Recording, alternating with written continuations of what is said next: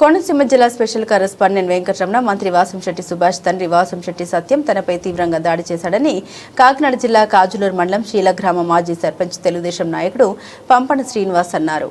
ఈ వ్యవహారంలో పంపన శ్రీనివాస్పై రామచంద్రపురం పోలీసులు ఎస్సీ/ఎస్టీ కేసు నమోదు చేశారు. పంపన శ్రీను మంత్రి సుభాష్ తండ్రిని ఆయన అనుచరులను కొట్టారని నాగేంద్ర అనే వ్యక్తి ఫిర్యాదు మేరకు కేసు నమోదు చేసినట్లు రామచంద్రపురం ఎస్ఐ నాగేశ్వరరావు తెలిపారు. ఇదే సమయంలో పంపన శ్రీను ఆయన కుటుంబ సభ్యులు పోలీసులపై వాగ్వివాదానికి దిగారు. తనది చితకబాది తనపై కేసు పెట్టడం ఏంటని పోలీసులను ప్రశ్నించారు. శ్రీను ఫిర్యాదుపై కేసు నమోదు చేస్తామని పోలీసులు తెలిపారు.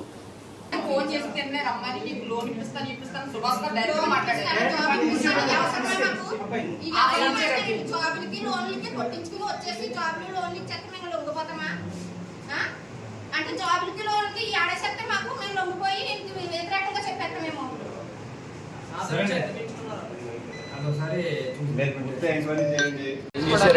అలా కాదు, మీరు చెప్తున్నాక చైర్మన్ ఎవరో అమ్మేస్తున్నాడు. అతను అధికారంలో ఉన్నాడు. ఇప్పుడు అధికారం లేదు కదా, పవర్ లేదు కదా. ఏం చేశారంటే మేడం సార్ కోర్టుకి వెళ్ళండి అండి. వీడు ఏం చేశాడంటే ప్రెసిడెంట్ ఎవడైతే ఉన్నాడు ఎవడైతే దానిలో ఉన్నాడో కోర్టుకి వెళ్ళండి, అలా ప్రెసిడెంట్ గారు మా ఇంట్లోకి వచ్చేస్తున్నాడంటే కోర్టు ఏం చేసిందంటే అండి ఈ డాక్యుమెంట్ పరిశీలించుకొని నీకు ఆడింట్లోకి పనేటని చెప్పేసి ఆ ప్రెసిడెంట్ మీదే స్టే ఇచ్చిందండి. మిగతాది ఎవరికి ఇది లేదండి. ఇది ఏమన్నా ప్రెసిడెంట్ మీద వెళ్ళాలండి. పద్మరాజు గారు సార్ అడ్వకేట్ చెప్పి ఆయన అడ్వకేట్ ఆయన కూడా వస్తా అన్నారు. ఏమన్నా అన్నాం అనుకోండి సార్ మేడం గారు వెళ్ళి కుప్పశెట్టి నాగేంద్ర అన్న అతను ఇచ్చిన ఫిర్యాదు ప్రకారం పంపన సీను అన్న అతను మంత్రి గారి ఫాదర్ని మరియు చుట్టుపక్కల ఉన్న వాళ్ళని తిట్టి వాళ్ళని కొట్టి భయభ్రాంతులకు గురి చేశాడని చెప్పేసి ఫిర్యాదు చేశారు. ఫిర్యాదు ప్రకారం ఎఫ్ఐఆర్ రిజిస్టర్ చేసాం. ఎఫ్ఐఆర్ రిజిస్టర్ చేసి అతన్ని ఎవరైతే పంపన సీన్ ఉన్నారో అతన్ని రమ్మని చెప్పాం.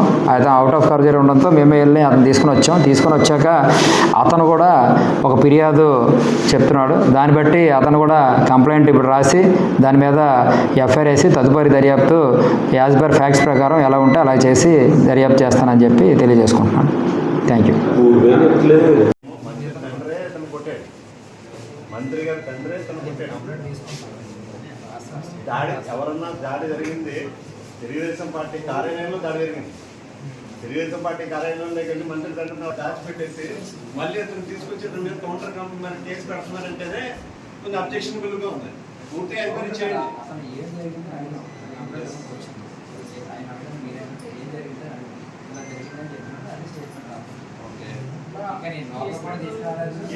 నుంచి కూలంకషంగా వివరంగా ఎవరెవరికి దాడి చేశారు అన్నీ చెప్పండి. అందరికీ నమస్కారం అండి. మాది శీలగ్రామం. నా పేరు పంపన శ్రీనివాసు. నేను 2013లో సర్పంచ్గా పోటీ చేశాను. ముందోసారి పోటీ ఓడిపోయినా రెండోసారి 10 మంది సర్పంచ్గా పోటీ నగ్గాను. నగ్గడం కూడా వైసీపీలో నగ్గాను నేను. అప్పుడు తోట తిరుమతి గారు టీడీపీలో నగ్గింది, అధికార పార్టీలో ఉంది, అధికార పార్టీలో వచ్చాను నేను. అప్పటి నుంచి 11 నుంచి కూడా అధికార పార్టీలో ఉన్నాను. ఎప్పుడు కూడా మానలేదు. మొన్న రీసెంట్గా ఇప్పుడు మంత్రి గారికి కూడా ఆయనకి చేశాను. మన సుభాష్ గారికి కూడా నేను ఆయనకే చేశాను, ఎవరికి చేయలేదు కూడా. పార్టీ లేనప్పుడు కూడా మేము కష్టపడి పనిచేసాం పార్టీ విషయంలో. ఇచ్చినందుకు నాకు మా ఊళ్ళో గ్రామం నేను సర్పంచ్గా అయిపోయినాక గొల్లపాలెం వచ్చేసానండి. గొల్లపాలెం కాపాడుకుంటున్నాను. గ్రామ కమిటీ ప్రెసిడెంట్గా మా ఊళ్ళో వేసారండి. మొన్న వేసినప్పటికి ఎవరికి అంటే టీడీపీకి అయితే బీసీకి అయితే 800 ఓటింగ్ ఉందండి, ఓసీకి అయితే 1400 ఓటింగ్ ఉంది. అదర్ బీసీ అతను గౌడేస్ అండి. ఇప్పుడు సర్పంచ్ ఇప్పుడు మండల పార్టీ గ్రామ కమిటీ ప్రెసిడెంట్ ఇచ్చిన అతను 30 ఓట్లు ఉన్నాయి.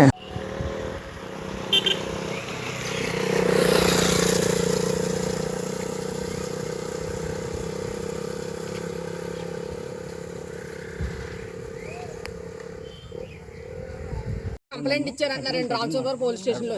ఆయన కొట్టుంటే మన వాళ్ళ అబ్బాయిని ఎందుకు రమ్మంటారండి? వాళ్ళ అబ్బాయిని రమ్మని సుభాష్ గారు ఎందుకు మాట్లాడారు? అసలు కరెక్టేనండి అది. ఆయన కొట్టేది మళ్ళీ ఆయన మీద కేసు పెడతారండి.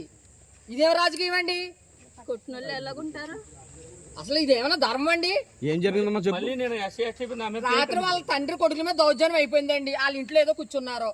మార్నింగ్ పొద్దున్నే అతను రమ్మనండి కొడుకుని. ప్రసాద్ని తీసుకెళ్లి ఉండూరు వంతుని మీద కారులో మాట్లాడి నీకు ఏమైనా లోన్లు కావాలా, నీకు ఏ విధంగా సహాయం కావాలని అడిగారంటండి. ఆ అబ్బాయిని ఇప్పుడు వాళ్ళ తండ్రి గారు తన మీద దౌర్జన్యం చేస్తుంటే కొడుకు దగ్గరికి రాజకీయానికి రారు కదండి. మీకు అక్కడ తెలియడం లేదండి. ఆయన కొట్టారా, ఆయన కొట్టించుకున్నారా? శ్రీధర్ అన్నప్పుడు ఫోన్ చేసి కొట్టేటప్పుడు ఏం జరిగిందో చెప్పు. లోపలికి వచ్చి ఎలా కొడతారు? చేస్తున్నారు అసలు మీరు? మరి అదే అది చూడాలి కదా. టీడీపీ కూడా చిన్నప్పటి నుంచి టీడీపీలో తిరిగి అన్ని చేసిన దానికి ఆయనకే లేదు క్లారిటీ. చంపేస్తారో బతుకుతారో కూడా మీకు క్లారిటీ తీసుకెళ్ళి అలా చేశారు. ఈ వారం మరి రేపు వద్ద ప్రజల్ని ఏం ఉద్ధరిస్తారు చెప్పండి. ఇలాంటి ప్రభుత్వం ఉంటే మరి మీ మీద పొద్దున్న ఎందుకు తీసుకొచ్చారమ్మన్నారు? మరి ఆమె దాడి ఎవరి మీద అయితే దాడి చేశారు వీళ్ళ మీద వాళ్ళు మీతో పాటు మేము అసలు కూర్చుంటాం. ఆయన ఒక్కరిని వదలం. మీతో పాటు మేము ఉంటాం. అలాగే వాళ్ళు కేసు తీసుకుంటే వాళ్ళని కుటుంబాలందరినీ అందులోనే కూర్చుంటాం. మొత్తం కుటుంబం కూడా అందులోనే ఉంటాం. ఒక్కళ్ళైతే వదలం. అది ఒక్కళ్ళైతే కేసు పెట్టాలి. మొత్తం ఫ్యామిలీకి అలా కాదు, మొత్తం ఫ్యామిలీకి మొత్తం ఫ్యామిలీ ఉంటాం. ఒక్కళ్ళైతే వదలేం. ఒక్కళ్ళైతే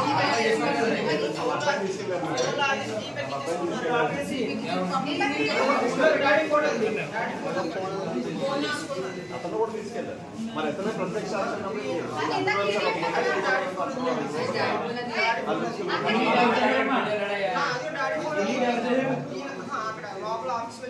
రెండు సెకండ్లు ఇచ్చేసుకుని డిలీట్ చేసుకుని వాయిస్ ఎక్కించుకున్న వాయిస్ కూడా డిలీట్ చేస్తారు.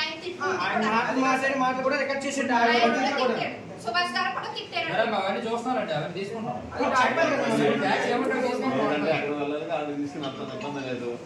బస్ ఇలా నిన్న ఇక్కడ నిన్న గొడవ అవుతుంటే బొంకు తీసుకెళ్ళారు.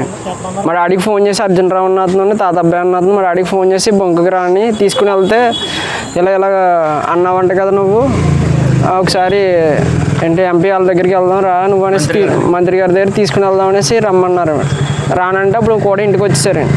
ఇంటికి వచ్చేసి ఇంటికాడ నుంచి మేము ఉన్నాం కదా, నీకు ఏమవుతుందో మేము చూసుకుంటాము, నేను మీతో పాటు ఉన్నాం కదా అనేసి వచ్చి తీసుకుని వచ్చారన్నమాట. మా కారు మీద మేము నలుగురు వచ్చాము. వచ్చి తీసుకుని వెళ్ళిన తర్వాత రామచంద్రబాబు వచ్చేసిన తర్వాత డోర్లు కూడా క్లోజ్ చేసుకున్నారండి. లోపల తీసుకెళ్ళిపోయి మా డాడీ కారు దిగిన వెంటనే లోపల లాక్కుపోయి డోర్ క్లోజ్ చేసి కొట్టేశారు. కొట్టేసేదాకా ఉండి డోర్లు తీయండి అంటే తీయకుండా లాస్ట్లో తీశారన్నమాట అండి. మాతో కూడా వచ్చిన వాళ్ళు అదేంటి అలా కొడేస్తున్నారు అనేసి అప్పుడు అడిగారండి.